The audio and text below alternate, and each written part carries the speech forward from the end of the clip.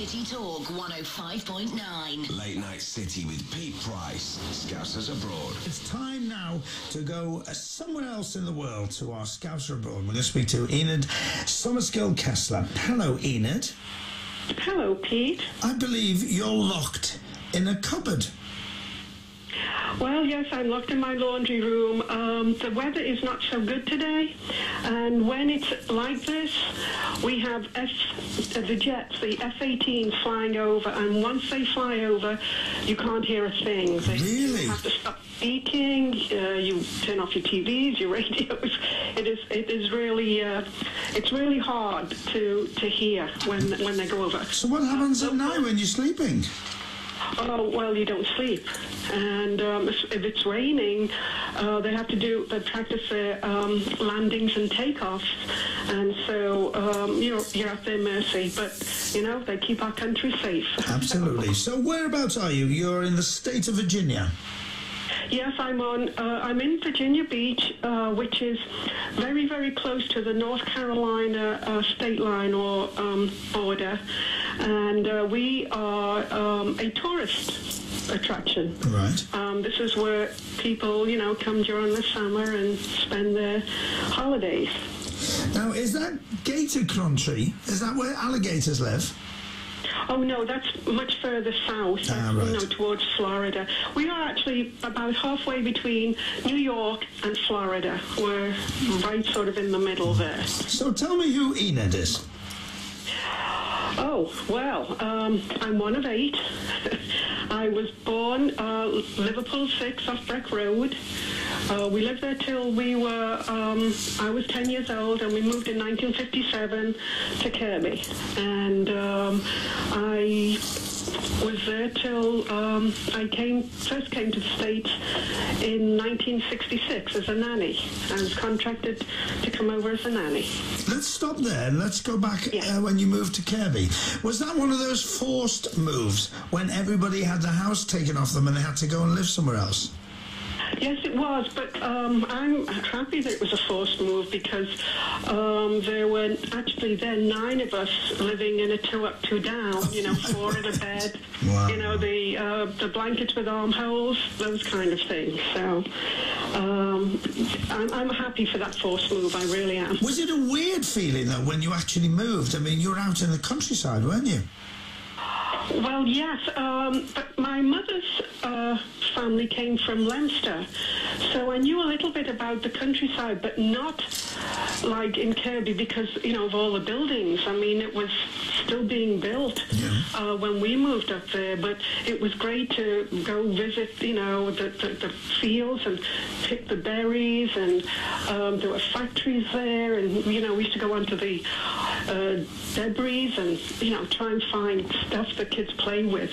So it was interesting. It really was. It was educational. You didn't think so at the time, but yes, it was, because there was nothing else for you to do. There was no park. There was no recreation for the children. Now tell me, what made you become a nanny? I think it was maybe an easy way to get into the States. At the time, they were really giving out green cards, which are very, very tough right now. But I applied, and I actually was chosen quite quickly. And I don't know, I just wanted something different from what I had. Some people say, you were running away from something. But I prefer to say I was running towards something. Yes, I think that's a great way of putting it.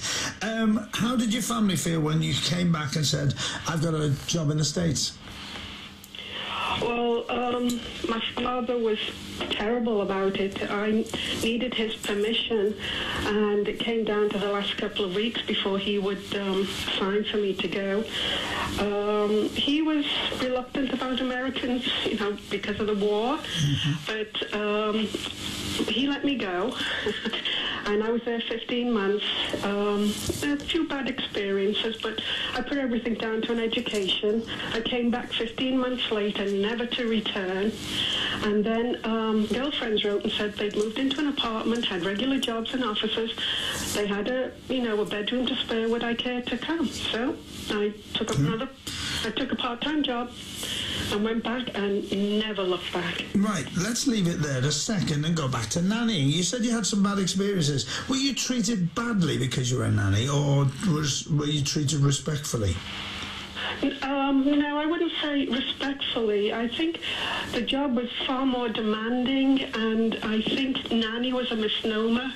You were more a maid.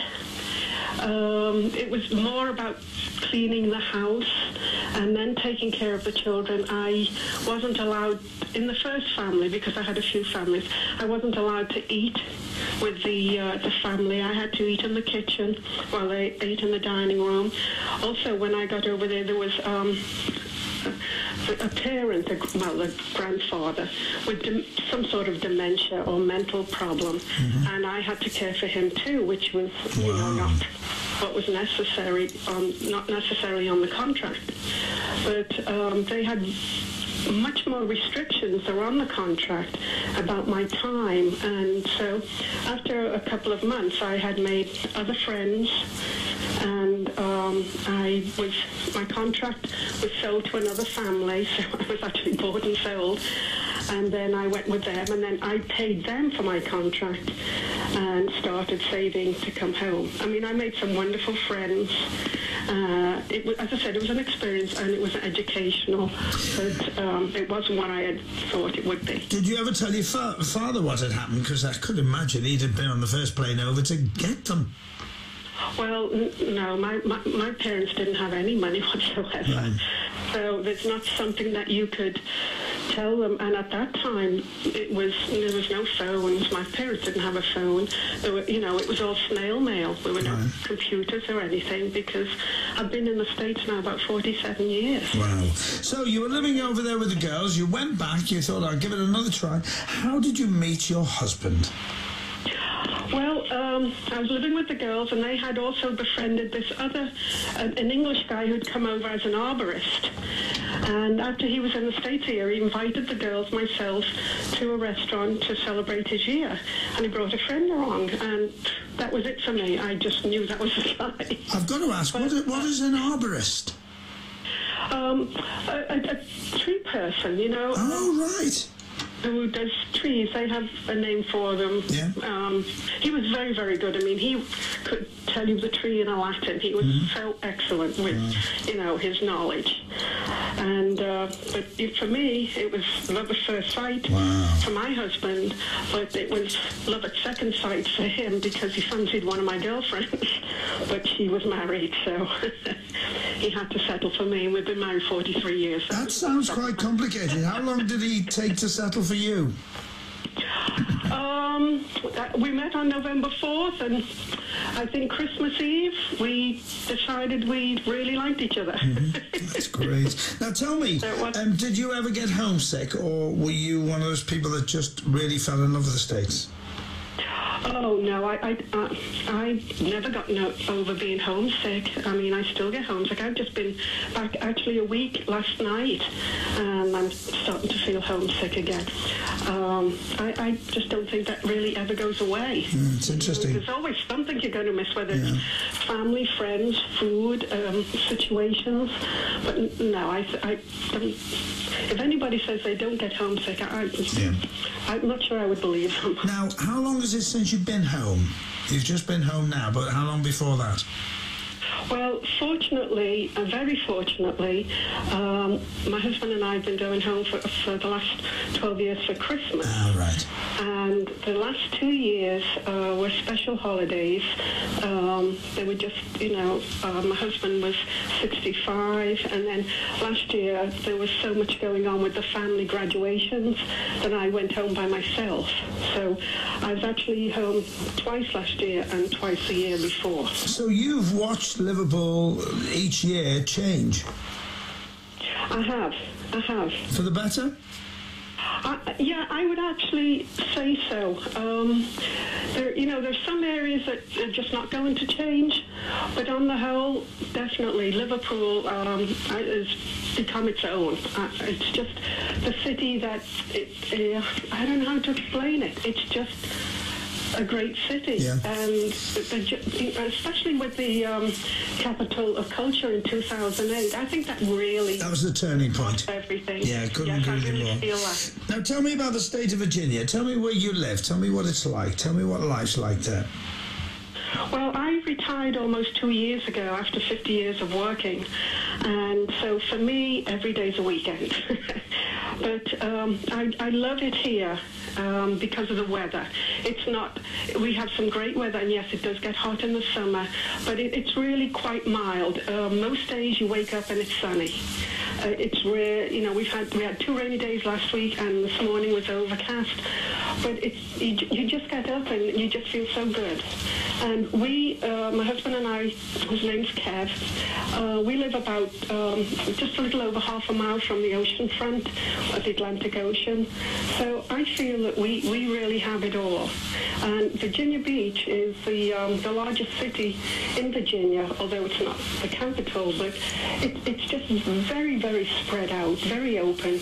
And I just love it here. I really do. Are there many English people there? There are a few, and I'm trying to get to know some online. I've opened up an expat site, and I've been to dinner, let's say, with about 5 women, but for some reason we haven't clicked. Why? What made you open an expat site?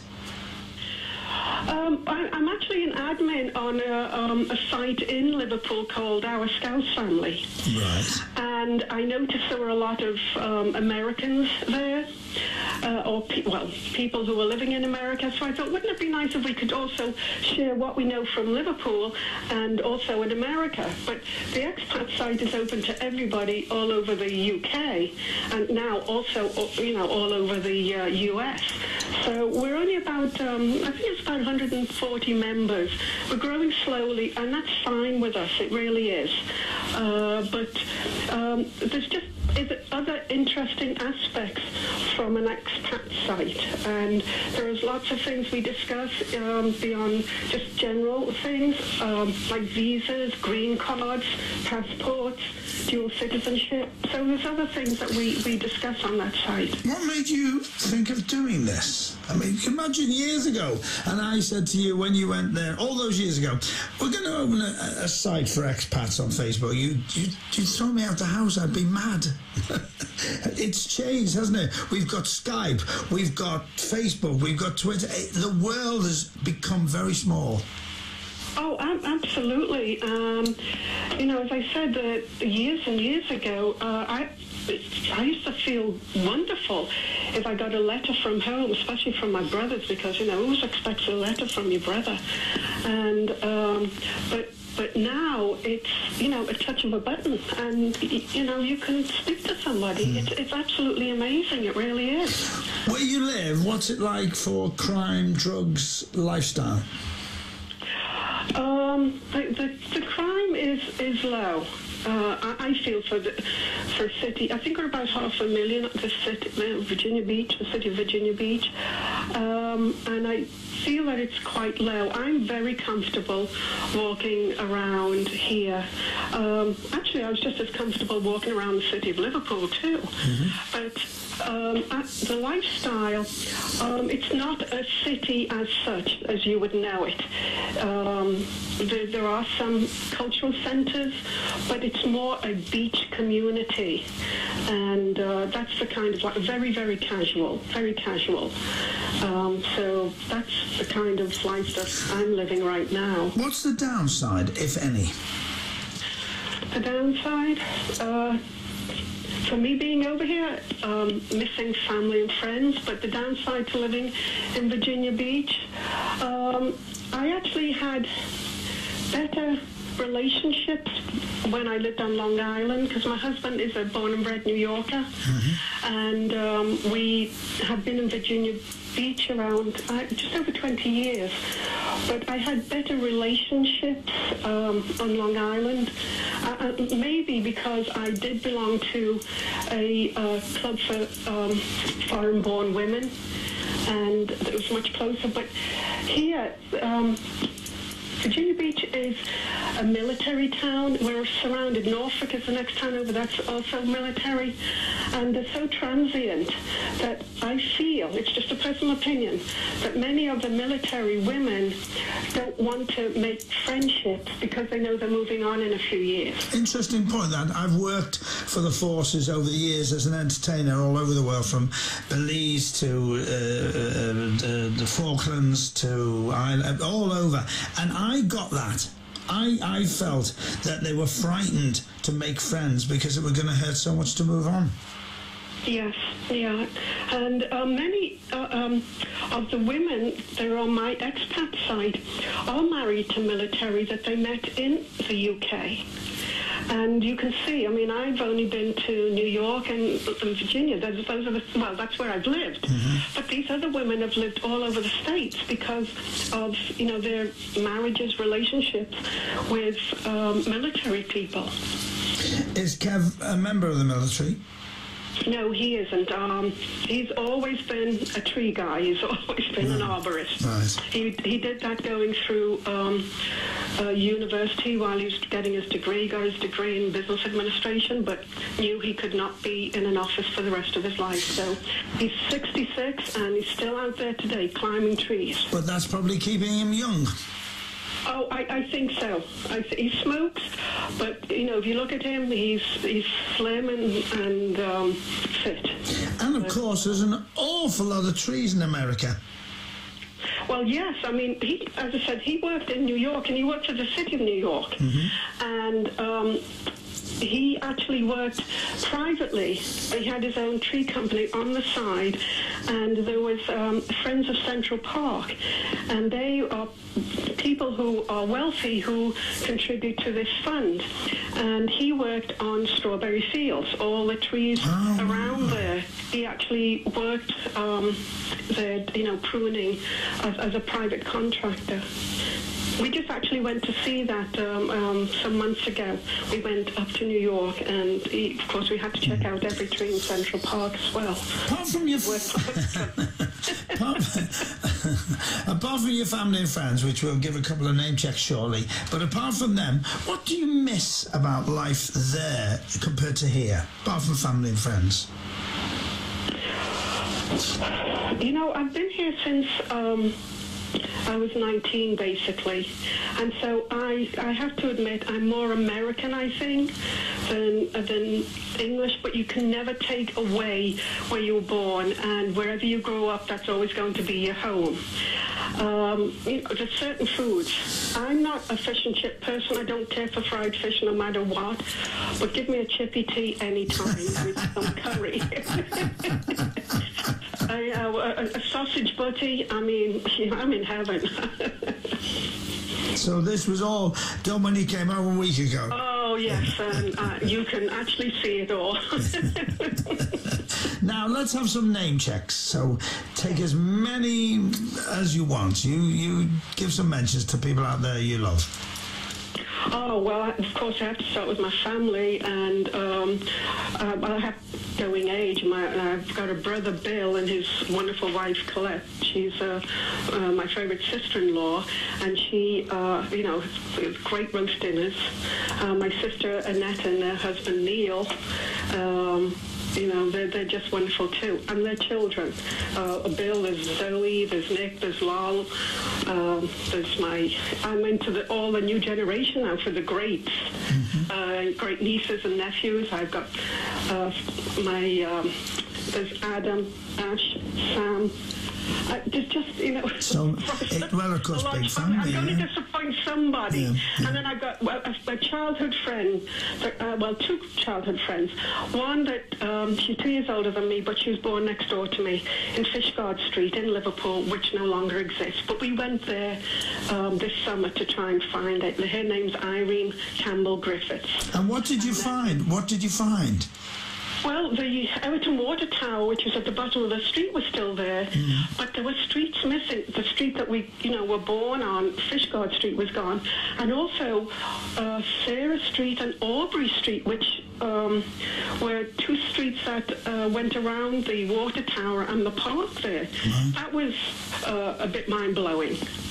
But it was all good memories. And we used to say, oh my gosh, look at this. We walked from here to Newsham Park, to Grant Gardens, to Rupert Street Park, Stanley Park. We were going through all the childhood memories of how far we walked. Have you got a lot of friends here still, Enid? Oh, yes. As I said, I know I'm going to disappoint so many because I haven't mentioned them. But and also through the site, our Scouse Family, I've made so many dear friends there too. And every trip I come home, I try and meet one or two new people, and so that the friendships, will continue. And that's what I miss, that sort of the closeness. I just haven't found that in Virginia Beach, but that could be also because when I came here, I did open my own business, and it was, I worked so many hours that my clients, who turned out to be also wonderful people, became my friends. And I don't know. So what business did you open? I opened a nail salon in New York. I had this phenomenal position. I was a personal assistant to the president and CEO and chairman of an international company. And when I came to Virginia, I tried to get a similar job, but I knew I'd have to take a tremendous cut in salary. But what I was offered was absolutely a joke. So somebody said, why don't you start your own business? And I said, what can I do? And so I decided to do the nail business, which I have no idea why, because I've chewed my nails ever since I had teeth. And so, but I went to school and I sat for the state license. I opened my own shop and knowing nothing. But I put all my office learning into it, and I did become a successful business, and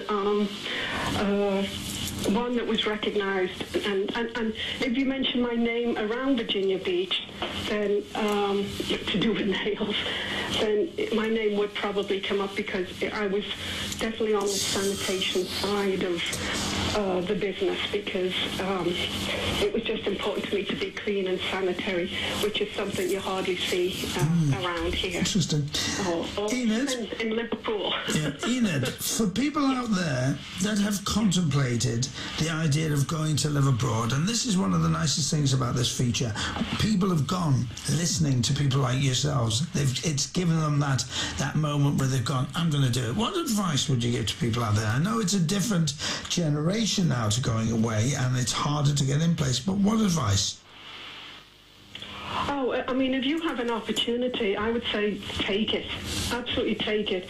I don't feel that there's anything to lose from it and everything to gain. Even if it's a bad experience, it's still an education. And that's how I look at it. Whatever opportunity there is for you, try and take it. I mean, jump on it, really. There are so many people I know from the site that want to get over there, but it's so hard to get, into the States. It's even actually harder to get into Britain, actually, it really is. I mean, I see that too. It's so hard. There are so many restrictions. There's so many salary commitments that you have to have before you can move over there. But yes, if you've got an opportunity to go to the States, take it. Or actually any country. It's an experience. We use a lot of camps when we're home. We talk to everybody. And there was a young guy who's been in Australia on a working visa for 2 years, and he loved it. He said, I'm so glad that I did it. It's only 2 years out of my life. And that's what you have to look at. If it's only for a short time, it's only a short time in your life, but experience it. I hope you're going to be talking about us on Facebook.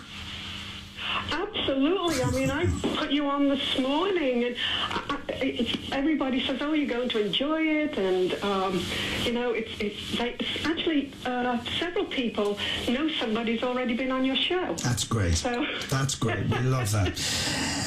Enid Summerskill Kessler, I think you're a really, really interesting lady. To finish off, describe.